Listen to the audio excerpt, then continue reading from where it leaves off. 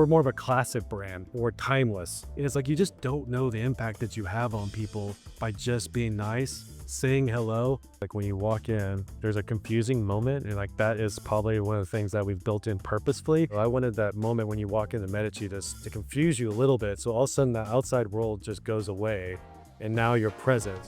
This is Coffee Brand Breakdown, a series by Fresh Cup where we reverse engineer how successful coffee companies create brands and turn their customers into loyal followers.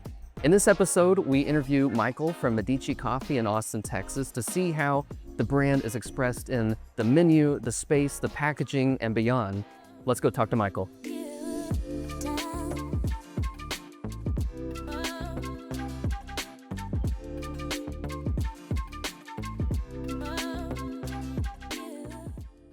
Tell me about the Medici brand. What's the core essence of the brand? I guess kind of from the beginning, my wife and I didn't want like coffee, lava, Java kind of stuff, and so kind of looking for like a bigger idea. So that's kind of where Medici started from. Was just more of like, we wanted Medici to be our coffee shop to be more than just about coffee. And I was a history and philosophy major in college, complete dork. And I studied the Medici family. I've always really loved that family as an example. So they've been known as like patrons of the arts. So that kind of like has this big umbrella, like kind of looking at the community from a place of like, how can we support our community? And then I also really love extreme examples. And so like the Medici did a lot of really great things and a lot of really horrible things.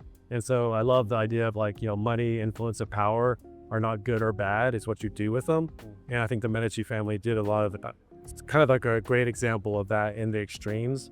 They did everything from protect Galileo to there's two popes to Lorenzo de' Medici to Cosimo that did some really great things in the Renaissance. Pretty much anybody in the Renaissance had something to do with the Medici, whether there's through funding or Michelangelo studied in their sculptor gardens.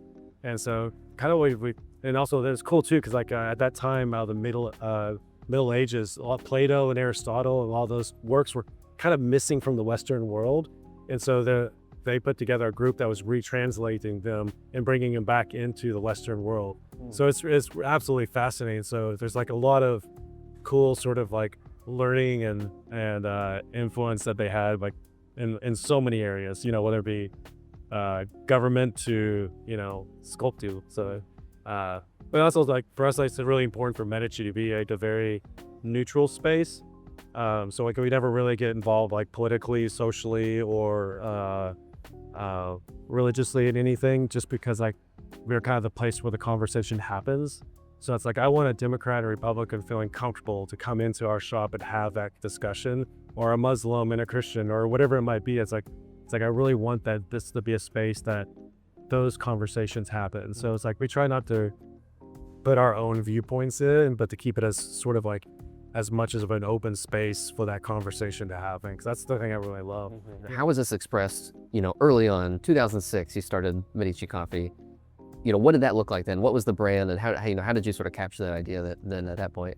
When we opened up Medici, it was kind of at a time where specialty coffee really wasn't a thing just yet. And I think that was something that we were kind of like, people that were interested in that kind of flocked to Medici. So I got so many amazing people that worked for us in those first, for the whole time, but especially that first 4 or 5 years, is all the coffee nerds looking for a home. We kind of got to be that for a period of time. What about, as competition has increased, like you said, there's so many more places to get good coffee now. Yeah. How have you had to sort of evolve the Medici experience or brand to sort of, find your way when some of those early mechanisms of quality coffee, they weren't quite as unique anymore? Yeah.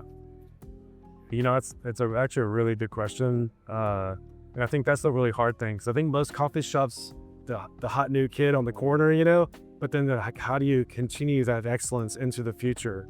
And I think that's the part, like just focusing on quality and customer service you're just never done with that.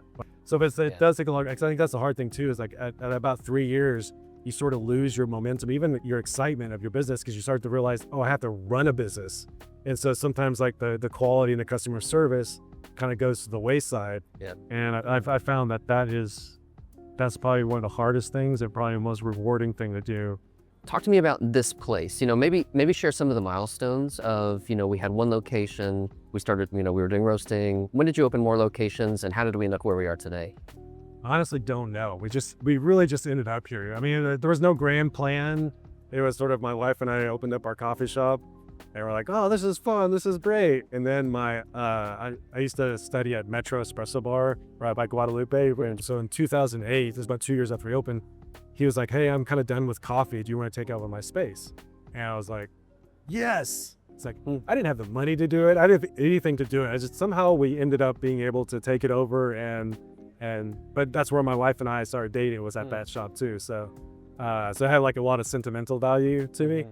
And then, 2011 was the first time that I actually got a loan. So the first 2 years, it's like we're doing it off credit cards, and, we saved up some money and all kinds of, debt stuff, all the stuff that's just crazy what small business owners do.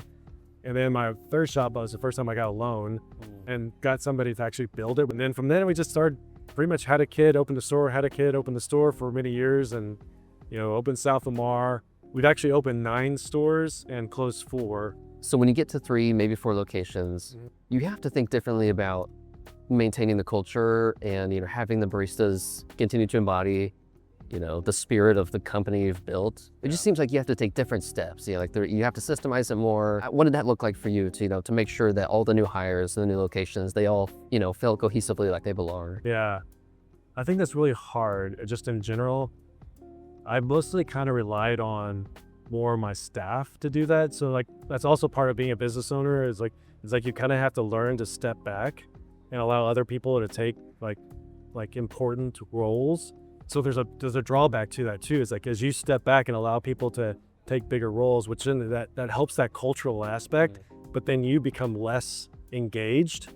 And so there's a sort of like, so you can either set systems and to try to ensure that people are following them, or you can allow your like management to kind of set that tone more. But that means you have to step back, because like if they're looking for you to make all the decisions, then it doesn't, like their personality doesn't come out in how they infuse that into the stores. So like what I've seen is they're like, it's like at first it was like Allison and I's coffee shop. But then as we kept like growing, it became less and less Allisonized. It actually became our customers as well as our staff, our management. But it's kind of funny because like even over the years, you had this sort of like turnover of people coming through Medici. So it's like you have this sort of organism that's sort of changing all the time, and both good and bad parts too.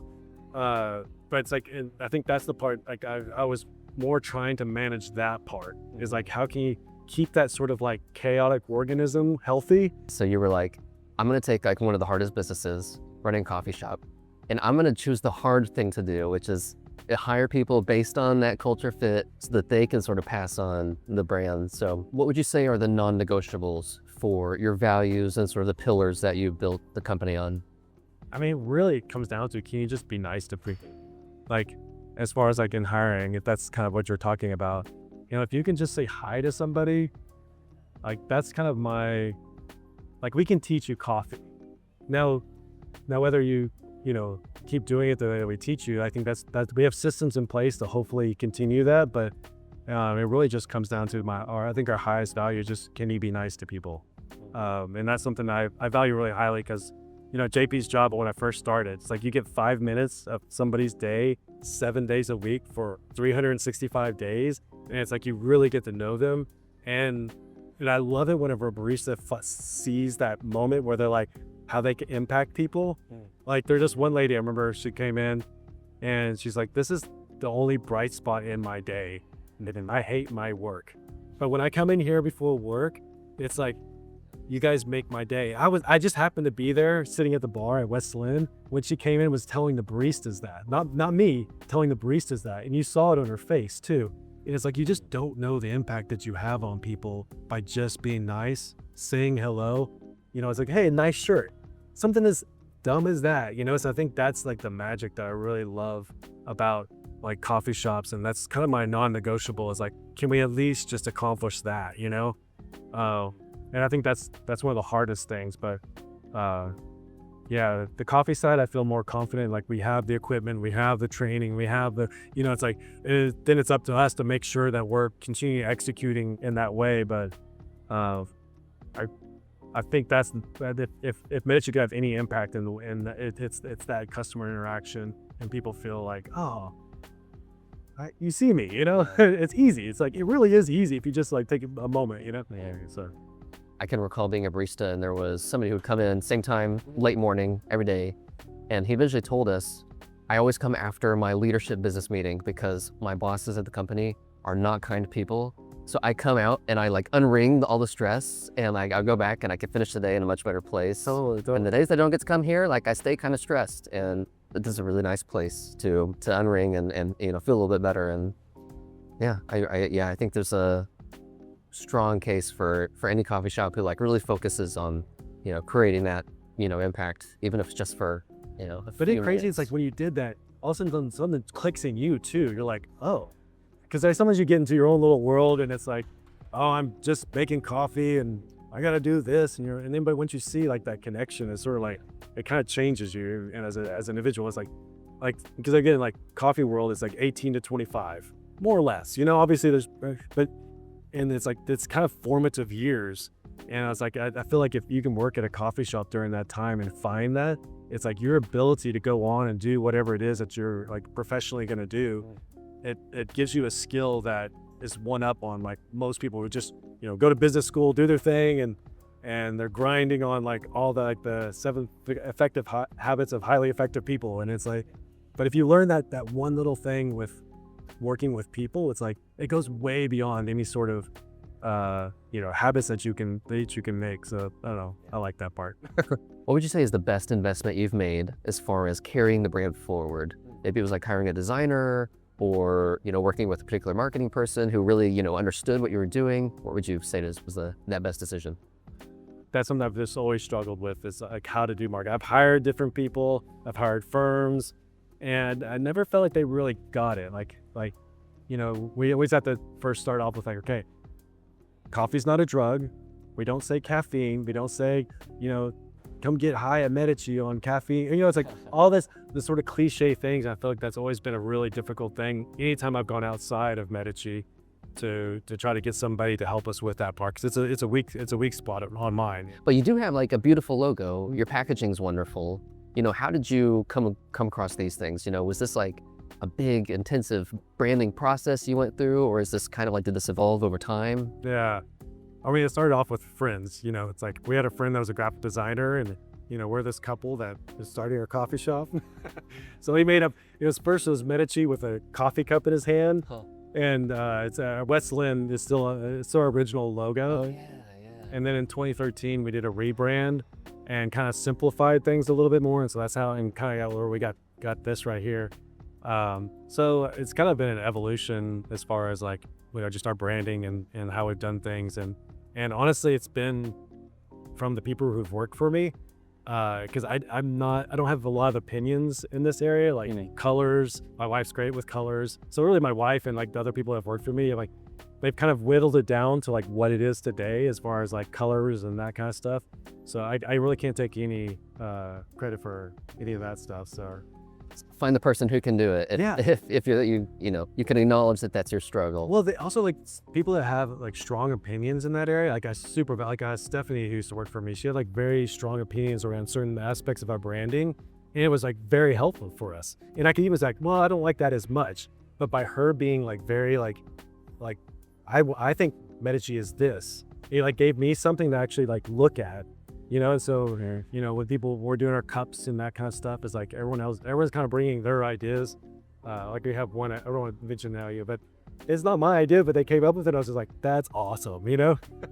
But then like, you know, people like No Issue, I mean, that does like our bags and cups and stuff. And like, they're just people that are really easy to work with and kind of take that off of my plate.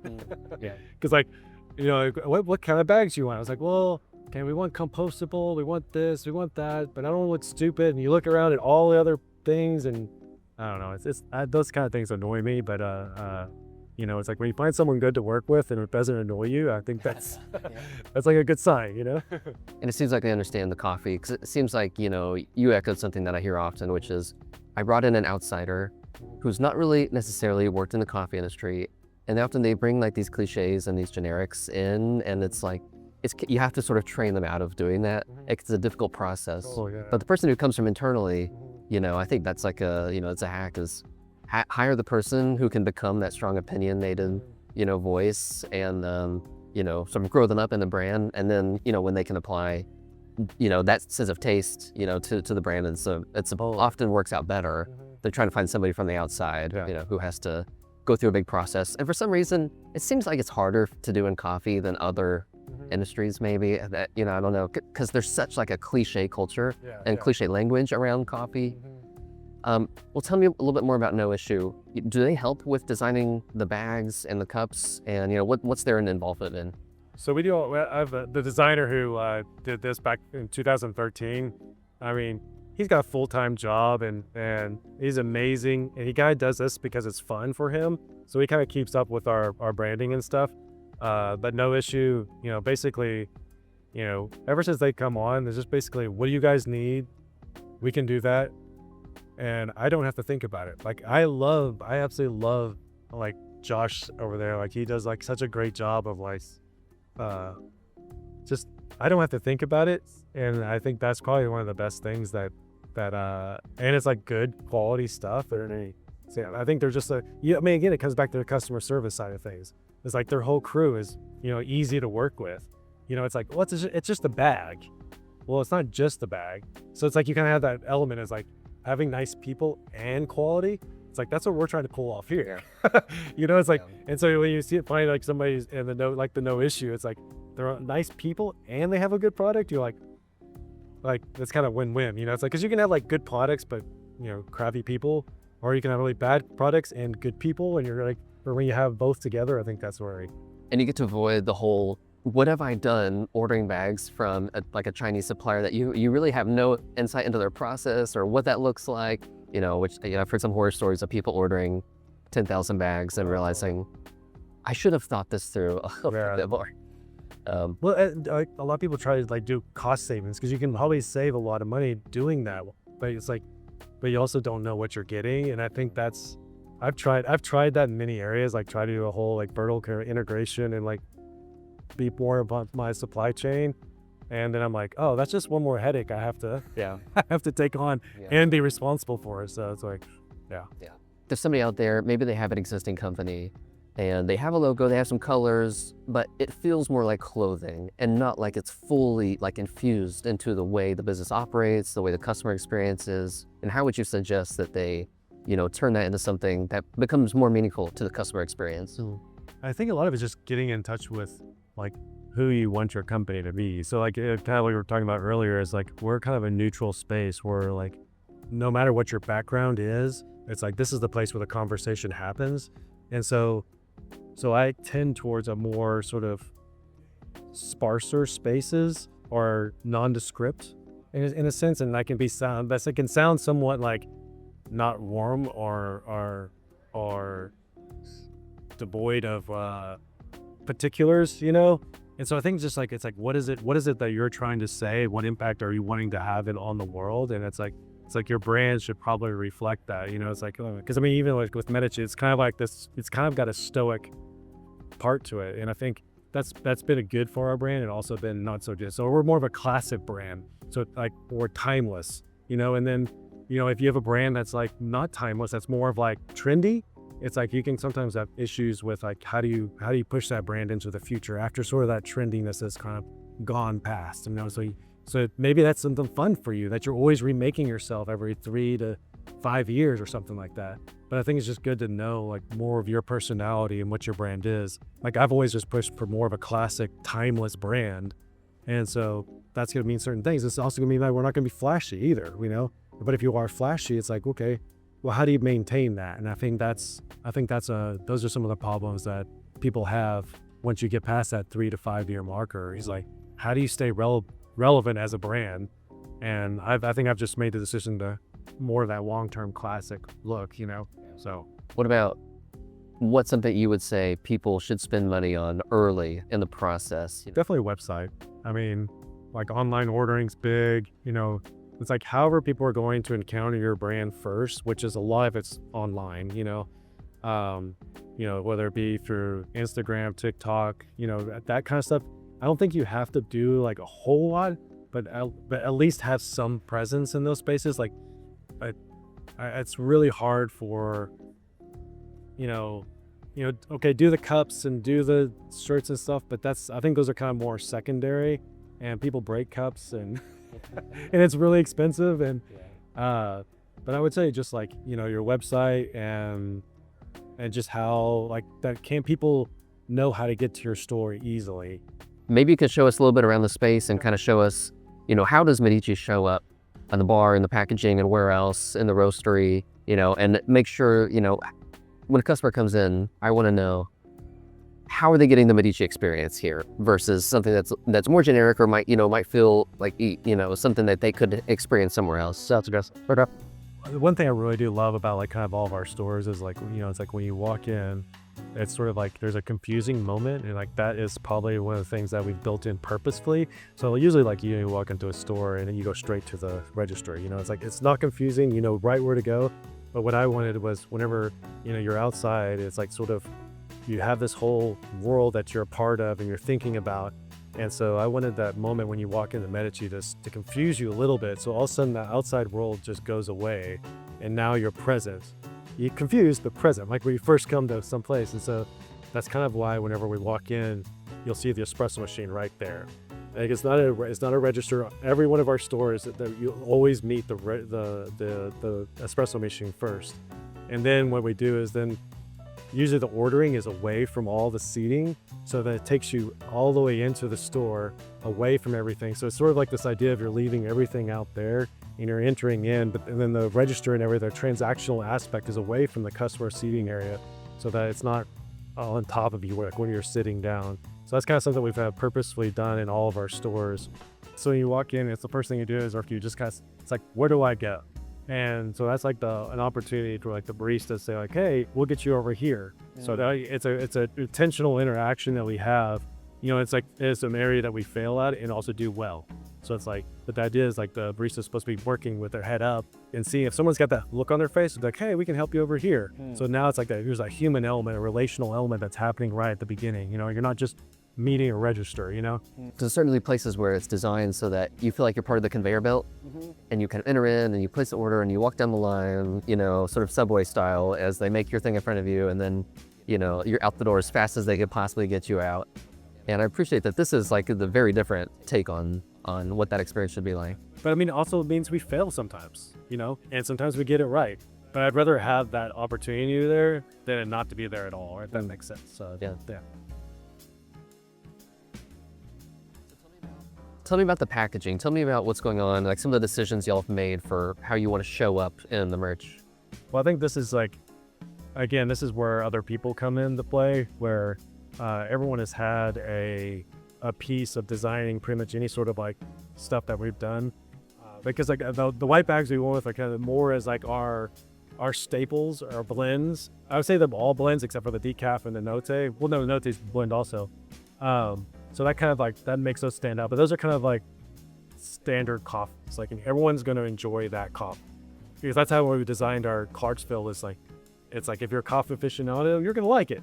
If you don't like coffee very much, or you like more, what you get everywhere else, it's like, it's supposed to meet that in-between space. So pretty much all of our white bags are supposed to be kind of hit that space. Even though our Cosmo is a little bit kind of fun, kind of crazy, in the note is sort of like our sort of nod to dark roast. So I still think it's dark roast, but it's kind of like right there on that edge of dark roast. Then you kind of get into our SOs, which are a little bit more unique and hitting specific flavor profiles. And so we try to kind of like, that's kind of more of like the brandy type things.